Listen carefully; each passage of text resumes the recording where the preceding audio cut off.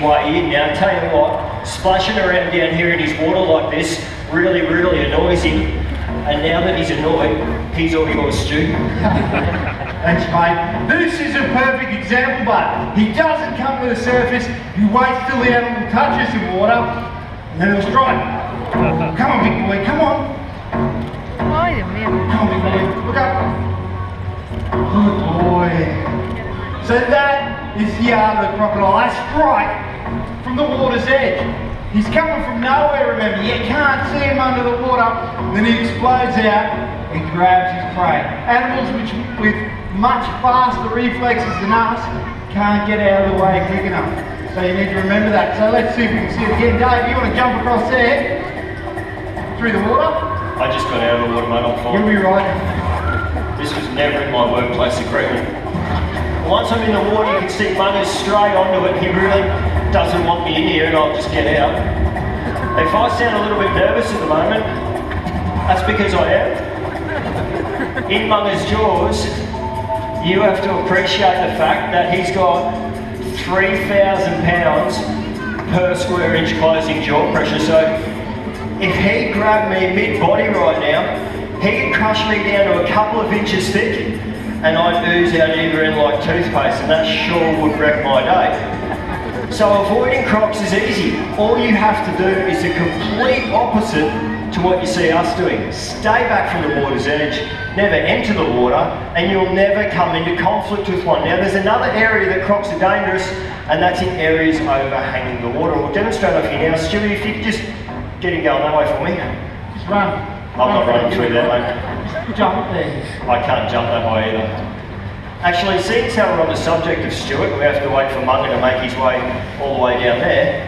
If there's any single ladies in the audience, Stuart wanted me to let you know that he's also available. Now, believe it or not, Stuart still collects Star Wars action figures. Likes long, quiet walks on the beach, usually by himself, late in the afternoon as the sun's going down.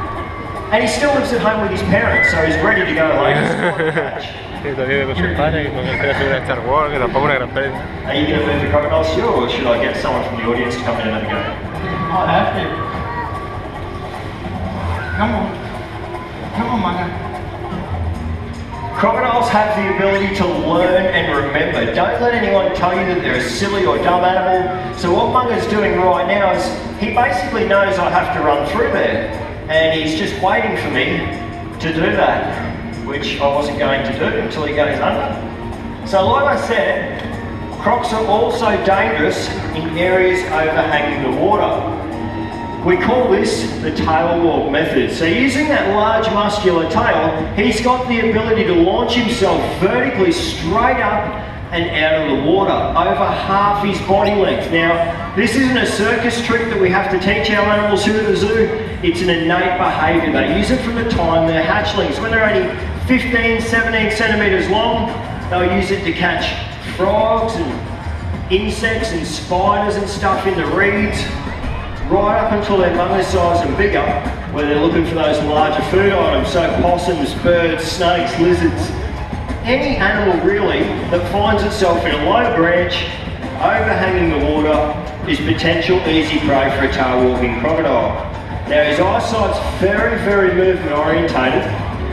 Once he comes to the surface, hopefully soonish, get in that line of sight and he'll angle that big head straight up out of the water and keep an eye on his tail. That's where all his power comes from.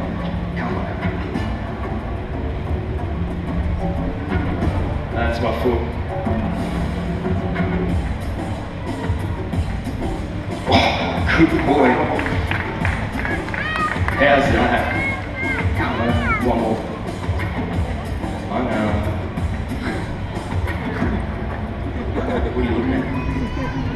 Someone in the front there with the white.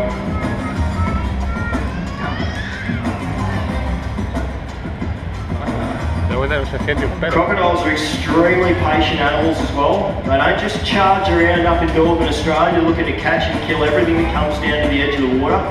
Bunga doesn't have to eat every day. He doesn't even have to eat every week or every month.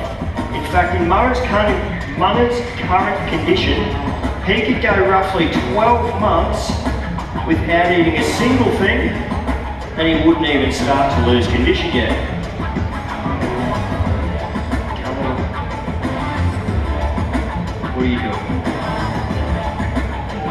So he's very, very patient indeed. He can also, when he's underwater, hold his breath for over 3 hours at a time. So don't go down to a body of water up in Northern Australia and stand there for 20 minutes. Think, haven't seen a crocodile, kids, it's probably alright to jump in there and have a quick swim. Not the case at all. A croc that's serious about stalking his prey or protecting his territory is an unseen predator. You will have no idea he's there. That's how he works. It's how he's been working for millions and millions of years. What he's doing now, he's basically playing a little game. That's called come closer.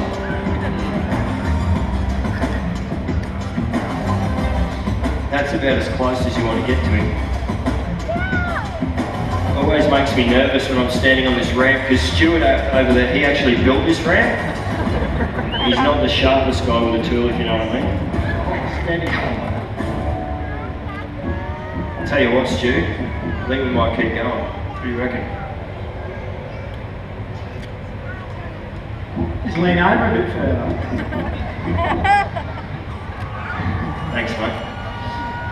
We'll move him along. He's not keen.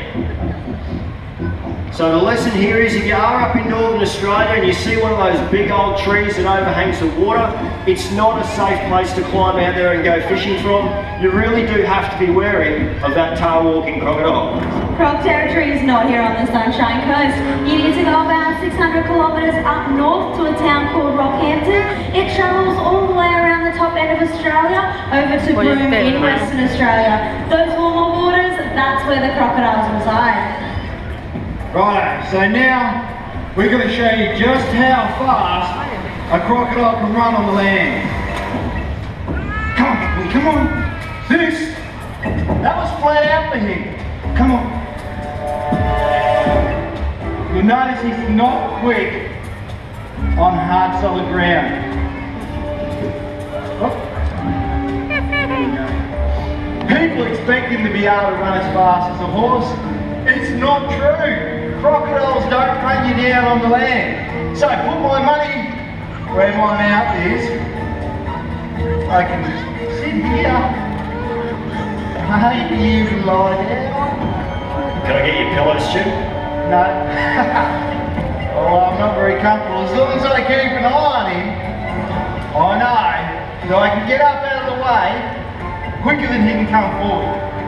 And if you have a close look at his body, you'll see why they're not fast on land. Have a look at those legs. They're this long.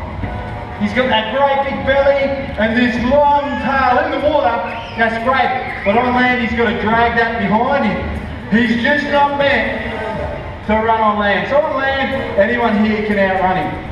But in the water, which is where he's going now, he's dynamite. He can swim at the cruising speed of a dolphin.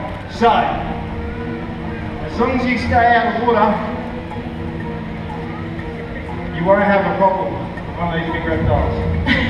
In Australia, our saltwater crocs, they are our apex predators.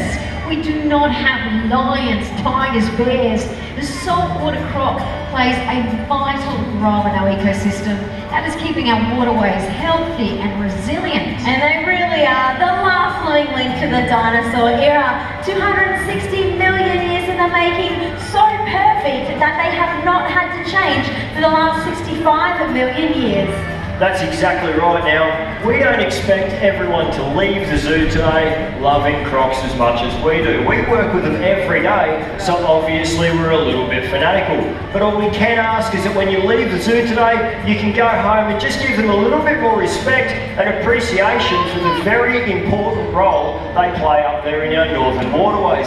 Now, Steve-O, he loved crocs with absolutely everything he had. And he passed that passion on to all of us here at Espectáculo. Australia Zoo. So now it's our aim to ensure that Steve's beliefs, his legacies and his enthusiasms for the wild places and the animals of this planet lives on forever.